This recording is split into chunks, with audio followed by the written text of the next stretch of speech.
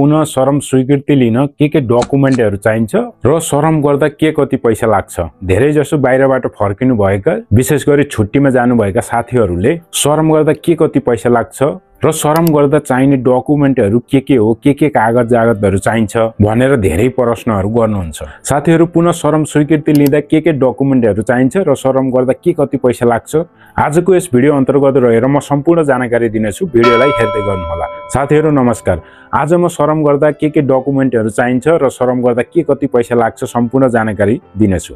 धेरै जसो छुट्टीमा गएका साथीहरुले प्रश्न गर्नुहुन्छ श्रम गर्दा के डकुमेन्टहरु चाहिन्छ र के कति पैसा लाग्छ भनेर। किनकि श्रम गर्न अनिवार्य नै छ र श्रम गर्दा के डकुमेन्टहरु चाहिन्छ त र के कति पैसा लाग्छ त। धेरै जसो साथीहरुले श्रम गर्दाखेरि ठगिनु भएको छ। लाग्ने शुल्क भन्दा धेरै पैसा तिरेर श्रम गर्नु भएको छ। विभिन्न व्यक्तिहरुबाट श्रम स्वीकृति लिँदै गर्दा ती व्यक्तिहरुले श्रम गरे बापत अलग अलग चार्ज पनि गरिरहेका हुन्छन् र धेरै साथीहरु श्रम स्वीकृति लिँदा नै ठगिनु भएको छ। र आजको यो भिडियो हेरिसकेपछि यदि तपाईहरु श्रम स्वीकृति लिँदै हुनुहुन्छ भने के कति पैसा लाग्छ, के डकुमेन्टहरु चाहिन्छ सम्पूर्ण जानकारी यस भिडियोबाट पाउन सक्नुहुनेछ र ठगिनबाट बच्नुहुनेछ। सबैभन्दा पहिला पुनः श्रम स्वीकृति लिँदा के डकुमेन्टहरु चाहिन्छ यो बुझौं है। यदि तपाईहरु छुट्टीमा जानु भएको छ भने विशेष गरी साउदी अरबबाट छुट्टीमा जानु भएका साथीहरुका लागि यहाँको आईडी चाहिन्छ अकामा र तपाईको पासपोर्ट। यदि नयाँ पासपोर्ट बनाउनु भएको छ भने नयाँ र पुरानो दुईवटै पासपोर्ट चाहिन्छ।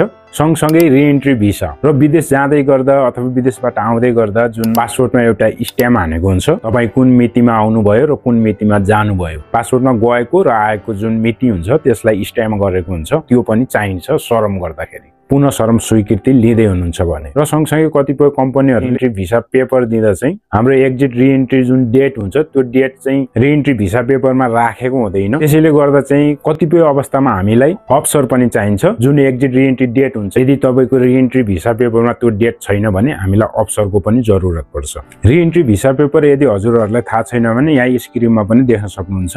मैले यहाँनेर स्क्रिनमा रिएन्ट्री भिसा पेपर राखिदिएको छु। यहाँबाट हजुरहरुले सजिलैसँग थाहा पाउन सक्नुहुनेछ। र साउदी अरबबाट छुट्टीमा जाँदै हुनुहुन्छ र पुनः श्रम स्वीकृति लिँदै हुनुहुन्छ भने चाहिने डकुमेन्ट भनेको यी नै हुन्। पासपोर्ट, रिएन्ट्री भिसा, यहाँको आईडी अकामा, यी सबै डकुमेन्टहरु छन् भने तपाईले ढुक्कसँग सजिलैसँग पुनः श्रम स्वीकृति लिन सक्नुहुनेछ। र श्रम स्वीकृति लिँदै गर्दा के कति पैसा लाग्छ त।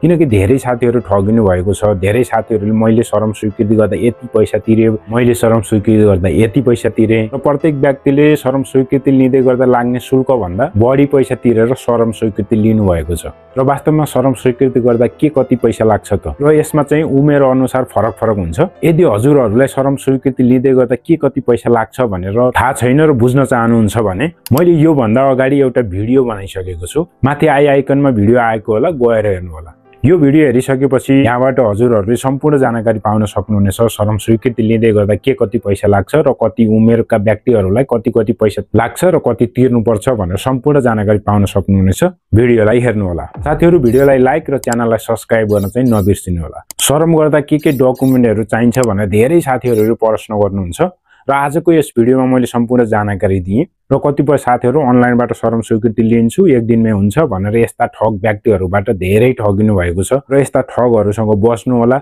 यदि हजुरले अनलाइनबाट श्रम स्वीकृति गर्दै हुनुहुन्छ भने कुनै पनि त्यस्तो चिनेको व्यक्तिबाट मात्रै गर्नु होला। किनकि यस्ता धेरै ठगीका केसहरु हामीले देखेका पनि छौं, सुनेका पनि छौं। साथीहरु भिडियो कस्तो लाग्यो लाइक गरिदिनु होला। नबुझेका के कुराहरु छन् भने कमेन्ट गर्न सक्नुहुनेछ। मन पर्यो भने सबै साथीहरुलाई शेयर गरिदिनु होला। यो डिटेक युट्युब च्यानल हेर्दै गर्नु होला।